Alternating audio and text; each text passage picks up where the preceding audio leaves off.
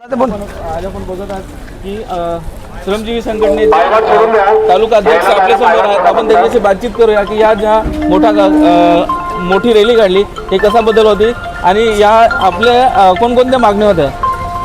आज आम्ही श्रमजीवी संघटनेचे कार्यकर्ते सभासद बंधू भगिनी आम्ही आमच्या मुख्यतः मागण्या या तहसीलदारांकडे गेल्या वर्षभरापासून 2198 असे जे आमचे जन्मदाखले आहेत।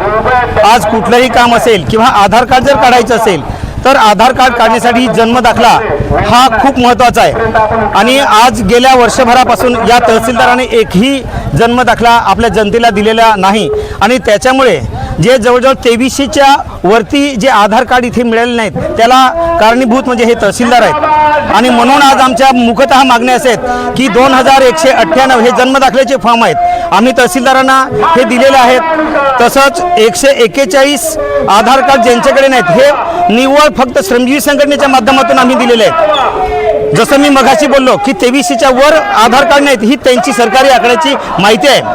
तर आज आम्ही ते मिळवण्यासाठी इथे आलेलो आहोत। शिवाय दुसरं जे आहे की महात्मा गांधी रोजगार हमी योजनेचे जे बांबू लागवडीचे जे ह्या लोकांनी प्रकरण केले आहेत, आज आम्हाला एकाही त्या कुठल्याही महिन्याची मजुरी दिलेली नाही आणि त्या मजुरीसाठी आम्ही इथे आलेलो आहोत। तसंच चौथा मुद्दा जो आमचा आहे तो घराखालील जागा वर्षानुवर्ष भरलेले फॉर्म या साहेबांकडे प्रलंबित आहेत। म्हणून आज इथे तहसीलदार साहेबांना जाब विचारण्यासाठी आणि जाब तर विचारणार आहोत।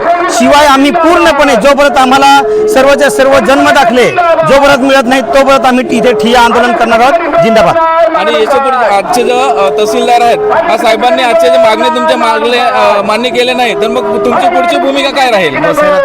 आज आम्ही तहसीलदारांकडे ह्या मुख्य मागणीसाठी बसलेलो आहोत आणि जर समजा ह्या सर्वच्या सर्व मागण्या जर समजा मान्य केलेल्या नाहीत तर आम्ही जोपर्यंत ह्या मागण्या मान्य होत नाहीत तोपर्यंत आम्ही इथे ठिय्या आंदोलन करणार आहोत। म्हणून मी ठिय्या आंदोलन हा शब्द वापरला इथे आणि त्याच आम्ही तयारीमध्ये इथे आलेलो आहोत।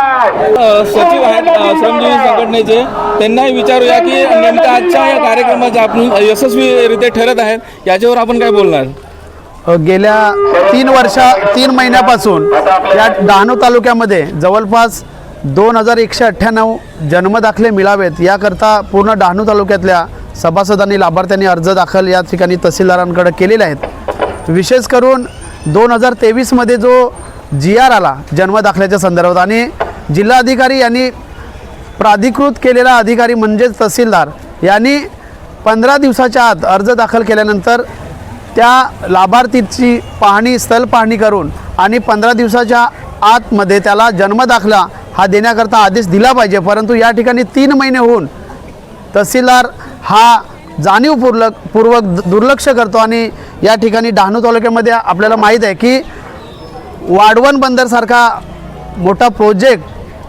होत आहे। एका बाजून विकासाचा या ठिकाणी विकास होतोय आणि त्यासाठी या इथल्या तहसीलदाराला वेळ आहे, परंतु इथल्या गोरगरीब जनतेचा जातीचा दाखला जन्मदाखला देण्याकरता वेळ नाही।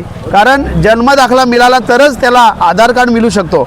म्हणून साधं उदाहरण आहे की या जन्मदाखल्यासाठी ज्याच्या अटी ज्या होत्या त्या 2023च्या GR नुसार शिथिल केलेल्या आहेत। एक तर त्या लाभार्थीकडं बँकेचं पासबुक असेल, जॉब कार्ड असेल रोजगार हमीचं किंवा लाईट बिल असेल किंवा घरपट्टी असेल तरीसुद्धा त्याला जन्मदाखला देण्याची तजवीज या 2023च्या कायद्यामध्ये केलेली आहे।